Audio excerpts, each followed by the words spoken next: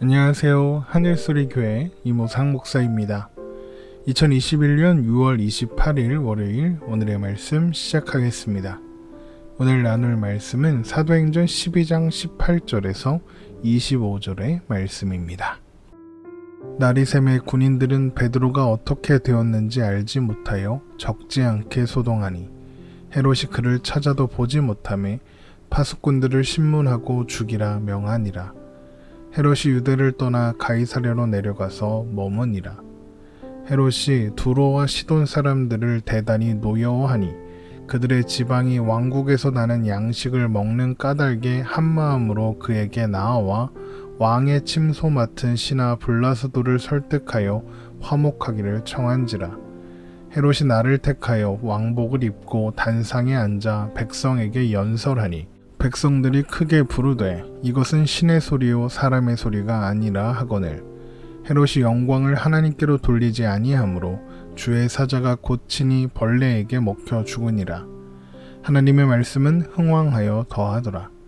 바나바와 사울이 부조하는 일을 마치고 마가라 하는 요한을 데리고 예루살렘에서 돌아오니라. 아멘. 죽을 위기에서 벗어나 자신을 위해 기도하던 신자들을 만난 베드로는 자신의 소식을 야고보와 다른 형제들에게 전하려고 한 뒤에 날이 밝기 전 예루살렘을 떠나 다른 곳으로 갔습니다. 베드로를 지키던 군인들은 날이 새고 나서야 베드로가 없다는 사실을 깨닫고 큰 혼란에 빠집니다. 사도행전 12장 18절입니다.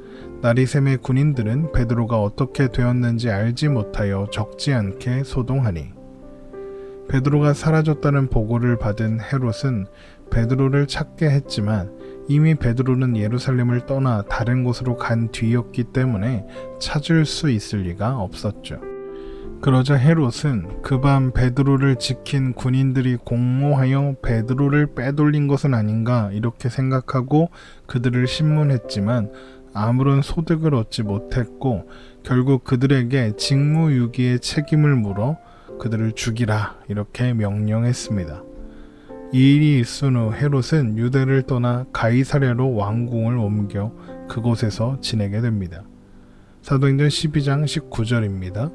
헤롯이 그를 찾아도 보지 못하매 파수꾼들을 신문하고 죽이라 명하니라. 헤롯이 유대를 떠나 가이사랴로 내려가서 머무니라.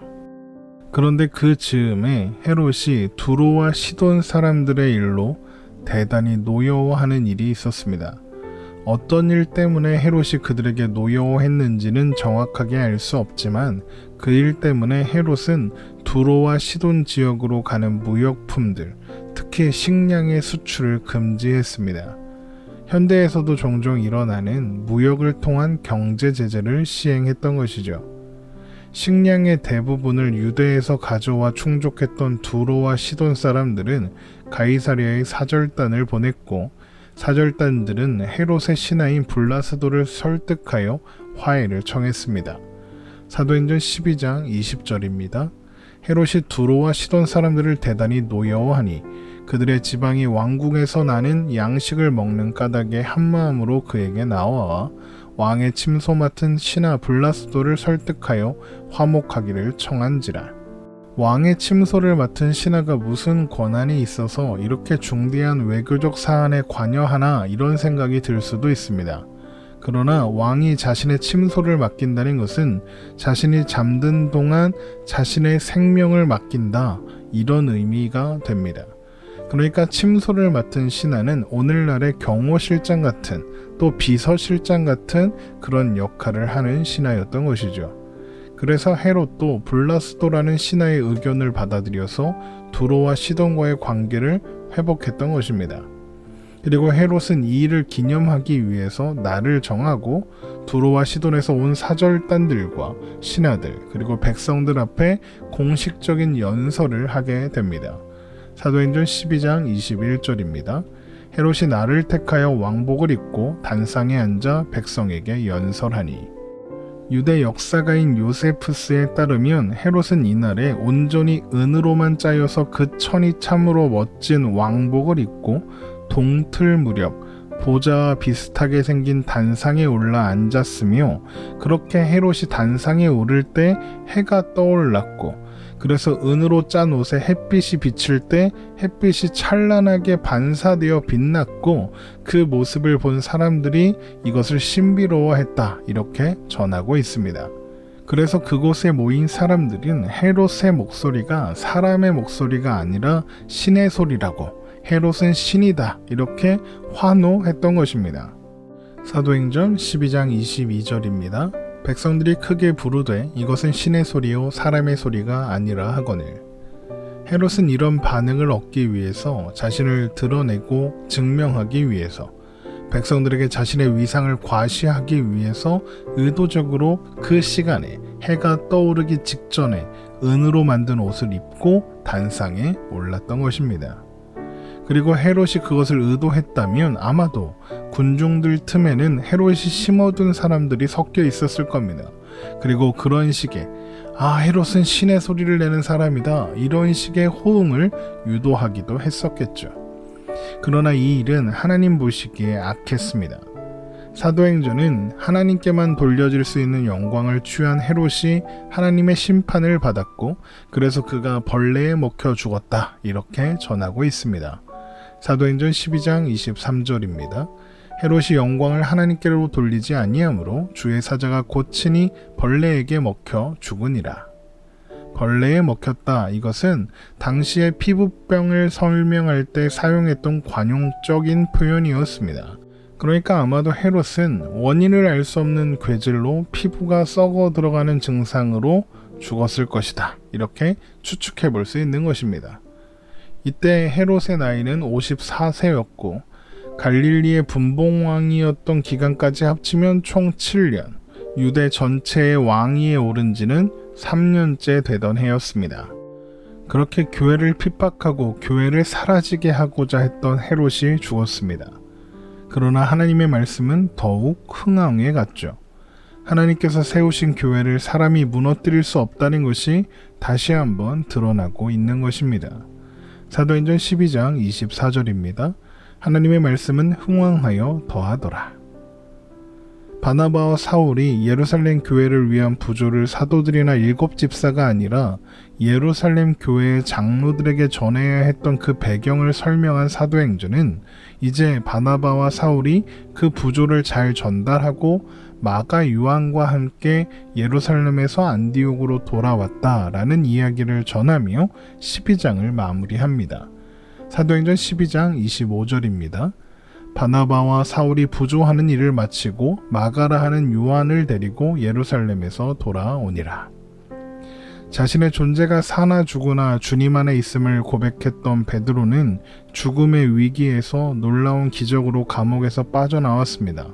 그러나 그는 자신에게 일어난 기적을 사용해서 자신의 존재를 드러내는 대신에 예루살렘을 떠났습니다. 그리고 하나님의 사역을 위해 섬겼죠. 베드로가 그런 선택을 할 수 있었던 것은 어떠한 상황에서도 하나님은 실패하지 않으시며 그 뜻을 이루실 것을 믿었기 때문이었습니다. 그러나 헤롯은 자신의 방식으로 화려한 옷과 또 떠오르는 태양이라는 적절한 장치를 사용해서 사람들에게 자신을 신처럼 보이고자 했습니다.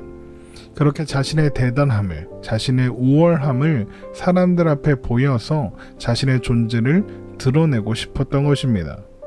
그래서 헤롯은 바라던 대로 사람들에게 신처럼 추앙받게 되었습니다. 그러나 그랬던 헤롯은 죽었습니다. 사도행전 12장은 야고보가 죽고 베드로는 감옥에 갇히고 헤롯은 승리하는 것처럼 보이는 모습으로 시작되었었습니다. 그러나 또한 12장은 헤롯은 죽고 베드로는 자유롭게 되었으며 하나님의 말씀은 승리했다. 이것으로 끝납니다. 이것에 대하여 탁월한 설교자이고 성경학자인 존 스토트는 이렇게 설명합니다. 폭군들은 잠시 교회를 억압하고 복음 전파를 방해하면서 한동안은 뽐내고 떵떵거리겠지만 그들은 오래 지속되지 못한다. 결국에 가서는 그들의 제국은 무너지고 그들의 교만은 수치를 당하게 될 것이다. 우리가 살아가는 이 세상은 영원하지 않습니다. 언젠가는 사라지고 말 그럴 존재이죠. 세상은 여러 가지 모습으로 신자들을 괴롭힙니다. 때로는 박해로, 때로는 무시로, 때로는 유혹으로, 또 그 외의 모든 수단과 방법을 동원해서 끊임없이 교회를 무너뜨리려고 할 것입니다.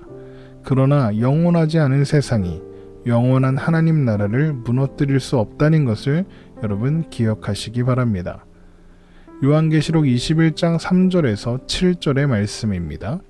내가 들으니 보좌에서 큰 음성이 나서 이르되 보라 하나님의 장막이 사람들과 함께 있음에 하나님이 그들과 함께 계시리니 그들은 하나님의 백성이 되고 하나님은 친히 그들과 함께 계셔서 모든 눈물을 그 눈에서 닦아주시니 다시는 사망이 없고 애통하는 것이나 곡하는 것이나 아픈 것이 다시 있지 아니하리니 처음 것들이 다 지나갔음이로라. 보좌에 앉으시니가 이르되 보라 내가 만물을 새롭게 하노라 하시고 또 이르시되 이 말은 신실하고 참되니 기록하라 하시고 또 내게 말씀하시되 이루었도다. 나는 알파와 오메가요 처음과 마지막이라. 내가 생명수 샘물을 목마른 자에게 값없이 주리니 이기는 자는 이것들을 상속으로 받으리라. 나는 그의 하나님이 되고 그는 내 아들이 되리라. 하나님께서 하나님 나라를 완성하시는 그날 우리는 더 이상 애통하거나 곡하거나 아파하지 않을 것입니다. 영원히 마르지 않는 생명수 샘물을 공급받을 뿐만 아니라 영원한 하나님 나라를 상속받게 될 테니까요. 그러나 하나님과 교회를 대적하는 모든 세력들, 모든 사람들은 영원한 심판을 받게 될 것입니다. 요한계시록 21장 8절입니다. 그러나 두려워하는 자들과 믿지 아니하는 자들과 흉악한 자들과 살인하는 자들과 음행하는 자들과 점술가들과 우상 숭배자들과 거짓말하는 모든 자들은 불과 유황으로 타는 못에 던져지리니 이것이 둘째 사망이라. 세상에서 살아가다 보니까 우리의 눈에는 모든 것이 불확실해 보이고 그래서 불안하고 염려도 됩니다. 그러나 사나 죽으나 우리는 주님의 것입니다. 하나님은 우리가 사나 죽으나 하나님에게 그리고 우리에게 가장 유익한 길로 인도하시는 분이십니다. 내게 사는 것이 그리스도니 죽는 것도 유익함이라. 그것이 주님 안에 있는 우리의 고백인 것입니다. 그래서 요한복음 16장 33절에서 이것을 너희에게 이르는 것은 너희로 내 안에서 평안을 누리게 하려 함이라. 세상에서는 너희가 환난을 당하나 담대하라. 내가 세상을 이기었노라 라고 하신 이 말씀을 기억하고 우리에게 허락된 하루를 믿음으로 또 주님 주시는 평안을 누리며 살아가는 저와 여러분 되시기를 주님의 이름으로 축원합니다.